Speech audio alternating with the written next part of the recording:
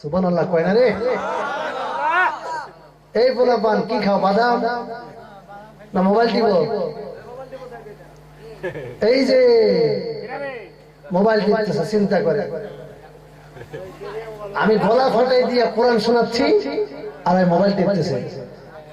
Mobile আসিল কি দোলা লাগিল, ওয়াজ মাহফিল মন বসে না।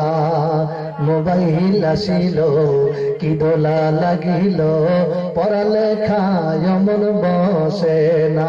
ঠিক না বেটি? যারা আসতে করে ওরা অন্য গ্রুপের লোক, ঠিক না বেটা?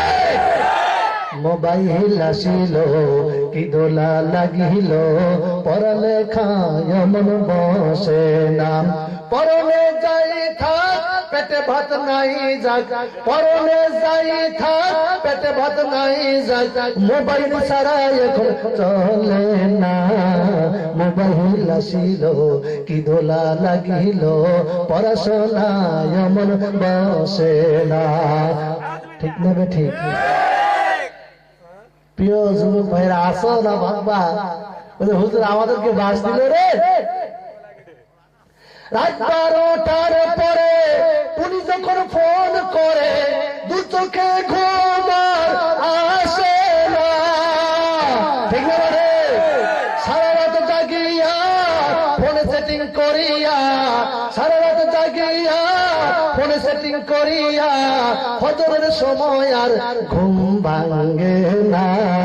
মোবাইল আসিল কি দোলা লাগিল, পড়াশোনায় মন বসে না। ঠিক না বেঠি? কি করুন অবস্থা এই যুবকদের, ঠিক না বেঠে? রাস্তা দিয়ে যখন যায় মনে হয় দুটো সুপারি গাছ, পাশায় তো গোস্ত নাই, এই জন্য তো শ্বশুরের বেটি দিবার চায় না, করবে নাকি? ঠিক না বেঠে? আর এখন তো আমাদের দাদা বাবুরা খালি বাবা পাঠায়, ঠিক কি না? বাবা আছে না নাই? কি করুন অবস্থা, আল্লাহ হেফাজত করুন, বলুন আমিন।